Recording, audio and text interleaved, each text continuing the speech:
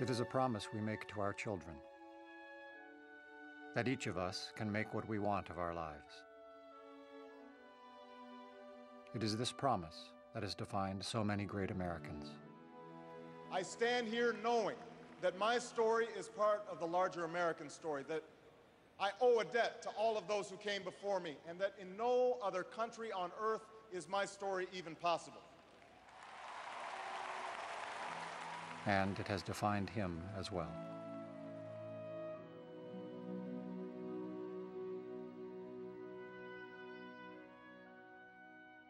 My mother, she said to herself, my son, he's an American and he needs to understand what that means.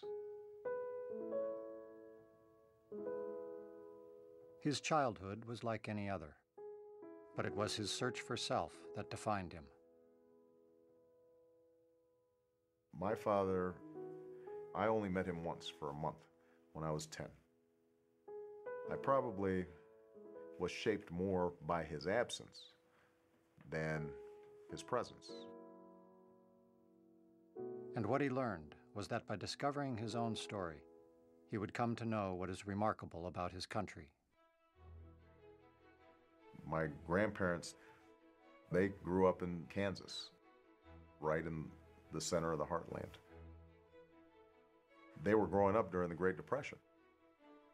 They weren't complainers. They took life as it came.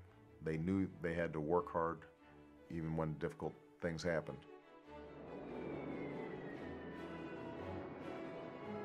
His grandfather fought in Patton's army. His grandmother worked on a bomber assembly line. But it was his mother who would see in him a promise and understood what she needed to do. She'd wake me up at 4:30 in the morning and we'd sit there and go through my lessons. And I used to complain and grumble. You can imagine a 6, 7, 8-year-old kid having to wake up at 4:30. And, if I grumbled, she'd say, "Well, this is no picnic for me either, Buster." The only time I ever saw my mother really angry was when she saw cruelty, when she saw somebody being bullied or somebody being treated differently because of who they were. And if she saw me doing that, she would be furious. And she would say to me, "Imagine standing in that person's shoes. How would that make you feel?" That simple idea, I'm not sure I always understood when I was a kid, but it stayed with me. In Chicago, he would find a calling. I loaded up all my belongings in this raggedy old car, and I drove out to Chicago. Didn't know a soul at the time. There were factory closings, lost jobs, failing schools. And in the people he met, he would find answers. Everyone was raving about this guy. She came off as very professional, so I wasn't sure she'd have much of a sense of humor. I thought, Barack Obama, who names their kid Barack Obama? It's one thing if your name was Barack Smith or Barry Obama, but Barack Obama, that's a killer. That's not going to work. And sort of a month into it, he was like, "We should go out on a date." And I thought, no. So he took me to this training that was going on in a church basement on the far south side of the city. Most of the folks in that basement were there because they had faced some point of hopelessness. We walk in and he takes off his suit jacket and launches into what I think is the most eloquent discussion about the world as it is and the world as it should be. And that was it. Really, after that day, that was it. I was in love with him.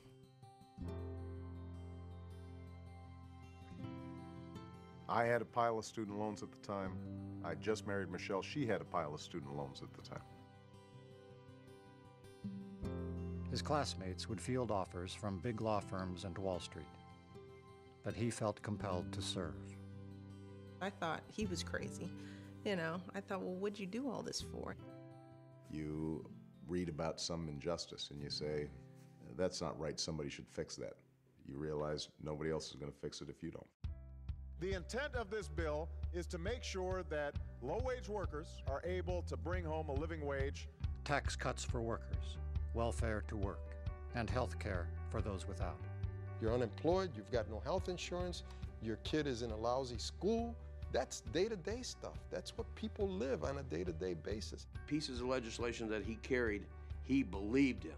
He was not carrying it for a group. He was not carrying it for a lobbyist. I remember the first trip I took to downstate Illinois. Yeah, when I got down there, people were completely familiar to me. They were all like my grandparents. And in Washington, he would remember why he was running and who he was fighting for. Energy independence, fighting nuclear proliferation, ethics reform. I watched him stand in the middle where a lot of the senior members of the Senate were saying, hey, go away and leave us alone. He wouldn't.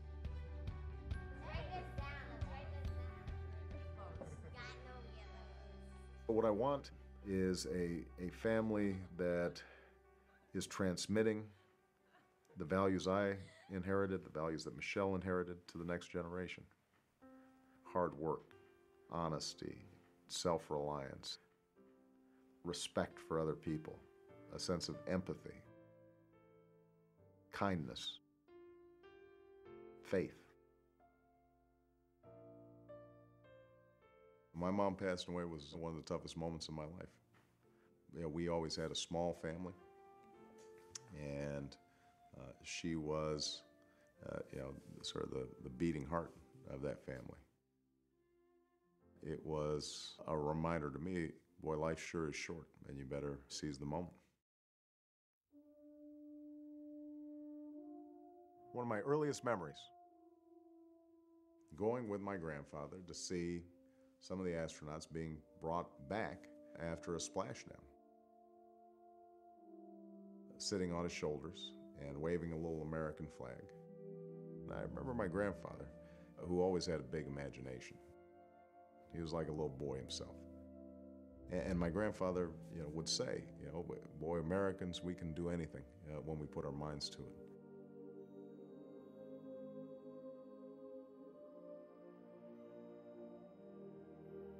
It is a promise we make to our children, that each of us can make what we want of our lives. It is a promise that his mother made to him, and that he would intend to keep. I stand before you today to announce my candidacy for President of the United States of America. I don't think we've ever had a conversation about being a senator or being president. It was always about trying to move people. Every generation, we have an obligation to work on behalf of the next generation. We've got to work to make their lives better. I know what it's like not to have a father in the house. To have a mother who's trying to raise kids, work, and get her college education at the same time. It is that fundamental belief, I am my brother's keeper, I am my sister's keeper, that makes this country work. I know what it's like to watch grandparents age, whether their fixed income is going to be able to cover the bills. We've got to transform the political culture so it's responsive to you and not the special interests and not the fat cats, not the lobbyists, but is responsible to you and your children. And when I travel from town to town, I see Americans going through the same things that my family went through. And I'm reminded of what my mother always said. Imagine what it's like being somebody else's shoes. One person's struggle is all of our struggles. We recognize ourselves and each other. To make sure that opportunity is there. Not just some people, but all of us.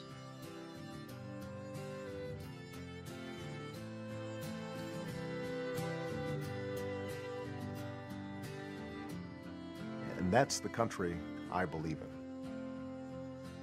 That's what's worth fighting for.